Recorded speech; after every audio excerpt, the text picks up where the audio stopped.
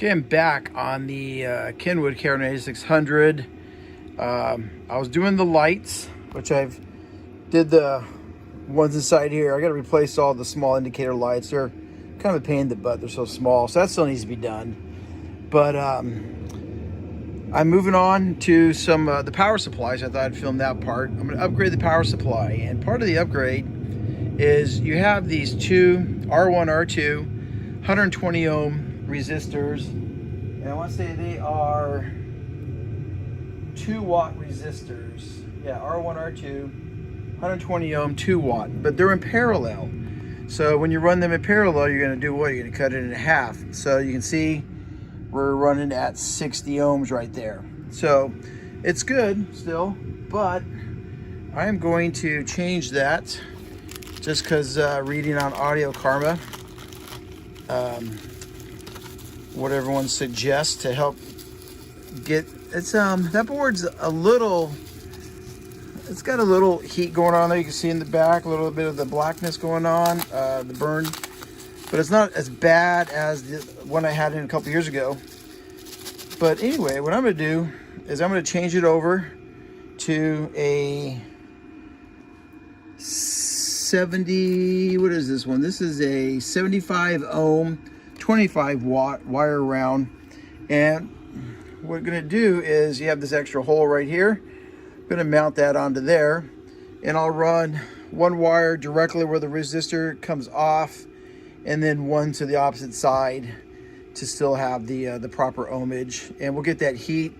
I'll use some compound, of course. You know, when you put that on, use some heat transfer compound and mount that up there and run the wires nicely to there. So that's gonna be the first upgrade. Excuse me.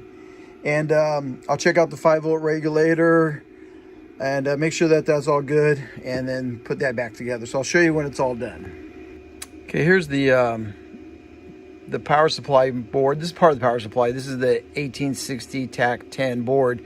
I have the two 120 ohm 2-watt resistors out. You can see it's a little charred there, and a little bit on the back side, but you can see how those where those resistors, how they're in parallel right here. The solder pad goes together, then these two here go down to the collector there of the 5-volt regulator.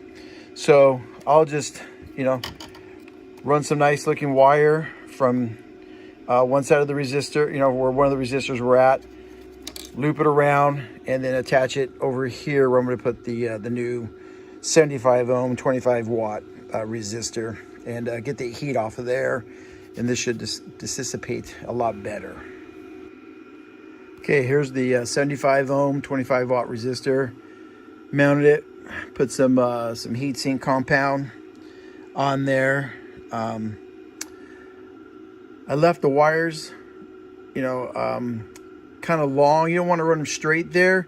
That way, if someone has to work on this board later on, you know, you just pull back this little wire clip holder here, cable, what do you want to call them? Relief strain relief, whatever the freak it is. Anyway, that way they can still get that out and get to the back. While I had it out, I checked the two transistors, the voltage regulators, and they were fine. Put some new compound on them also, and yeah, so that's, I'm going to turn it on and make sure it's still working. Then I'll move on to the next step. Okay, moving on to the power supply board, 1830 TAC10. I said every time I do a different area, I'll always test the receiver, make sure it's working, and then move on to the next step. That way it's not like do 2, 3, 4 things, turn it on, it doesn't work, and then you're like, oh crap, what did I mess up? So anyway, again, this one's got a lot of capacitors, so I marked some little timing marks going towards the front of the unit. That way I can verify that, you know, most of the boards are marked with a positive, but sometimes things are in wrong. The boards get screened wrong, or the drawings are different, something like that. So you just want to make sure you know which way you pull the capacitors out. That way you're not sitting there dumbfounded going, oh, which way? So yeah, I'm going to remove those. Most of those I use like the PW series, ones that are made for power supply type work. Special ones I'll get at the 105 degree Celsius. I usually bump up the voltage somewhat also. I'll do some reading on Audio Karma to see what other real engineers suggest, and kind of go from there. And then I go through and change them. And I can't tell if there's any glue on this board, but if there is some glue down there, we'll get that off too. And then I think there's also some upgrades they tell you to do on some of the diodes, if I remember right. But as I do things, I'll point them out to you. That way, if you have questions or if you're doing one, you'll know what to do. So yeah, I just said if there was glue, so I had to turn this the other way, so I was able to use my right hand on the soldering gun, and then I can see, first cap I pulled out, glue. So I had to work that glue off of there. Then I see right here a bunch more glue inside there. So I might end up having to change some resistors and some other parts in there, because you can see the glue is all in there, and it's corrosive, and you want to make sure you get that off. Again, it's personal preference, but I like to get it off and have a clean slate in there and make sure that there's nothing going to be causing corrosion down the road. Okay, back on the power supply board, you're taking the caps out where all that glue's at, and let's see if you can see here. But look at those resistors.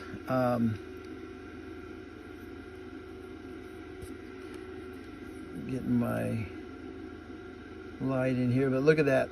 See that green corrosion there? Right there. Get a different angle there. So there's probably a little bit right there on that diode. But that's what that glue does, and it works its way into the parts, and then you'll have issues later on. So like I've said before, why not tackle it right now? So the power supplies are really important. You want to make sure your power is stable and clean, and so I always rebuild the power supplies. Might not always redo tone boards, things like that, because they used a lot of good capacitors back then, and people, there's always that argument, oh, if it's not broken, don't fix it. The sound's good, you change the sound. It's all up to you, but it's your stereo, it's your project, it's what you want to do. Like I said, like to do at least the power supplies, making sure that at least that side's clean. I usually do the amplifiers also, tone board, because there's not a lot of capacitors on the amplifiers, usually only a few. And but again, just look at your stuff, and that glue is very bad. So you're in there, get it off, clean up the corrosion, clean up the parts. That way you're not worried about that 5, 10, 15 years down the road. So just a tip, it's up to you.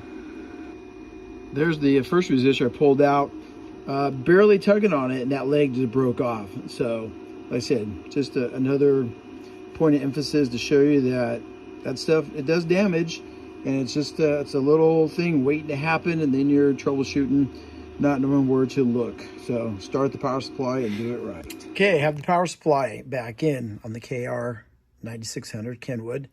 Got all the glue cleaned up, got some new parts in there. Had to use a couple audio caps for some 100s at 50 that I didn't have in stock that were power supply quality. So I always write my parts down that I need. I'll get those in, but I wanted to see if it would work. Also, diode number 1 is a 35 volt Zener. You'll read on Audio Karma and stuff, where most people who use a 17 and 18 run them in series. I was able to find a 34.9 volt Zener. There's the part number right there if you want to get it. I have it on out of protect mode, running at 35.7 volts. So that's sufficient enough, working great.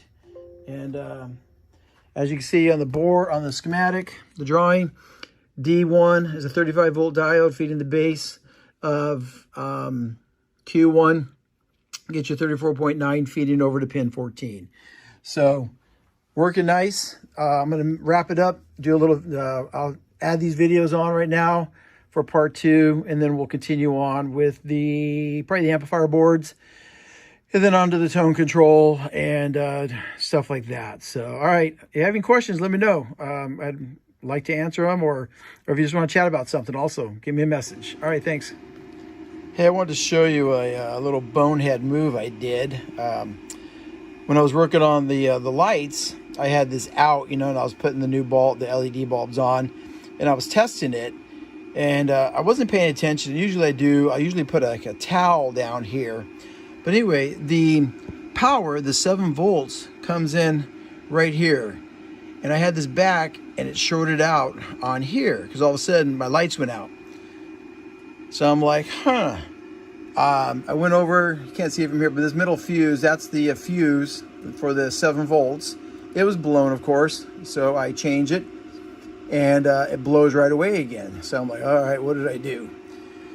And what I ended up doing, and I'll show you the drawing, is if you follow it back, that 7 volts also connects onto the relay board, because when I turned the amp back on, I never got my protect circuit to come out. This diode, D1, I ended up blowing. It was bad. It was shorted. So that's why I was taking the fuse out every time. I replaced the 2 caps down here while I was in there. But, and you can follow that. See if it comes out here. So you can see the lights, the 6 lights right here, and the 4 meter lamps are all on line 54, right? And then you have your ground. So you follow, this is what's nice about these Kenwood schematics, they put the numbers here. So 54 comes down, and you can see it comes into fuse F3, 4 amp fuse, and it was blowing right away. And then the other side comes off, and you pick up your 7 volts from your transformer. But 54 right here splits off, and it comes up, you can pick it back up here onto our protect board, relay board, and you can see where it comes into diode 1, and that diode there was shorted open. So I just wanted to show you that little bonehead move. If you're working on things like that when they're not in their proper place, make sure you're watching that things don't short out. I know better, but I was just not focusing on that kind of stuff, and it happened. So, but I wanted to show some of the mistakes that I make. That way people will learn from it.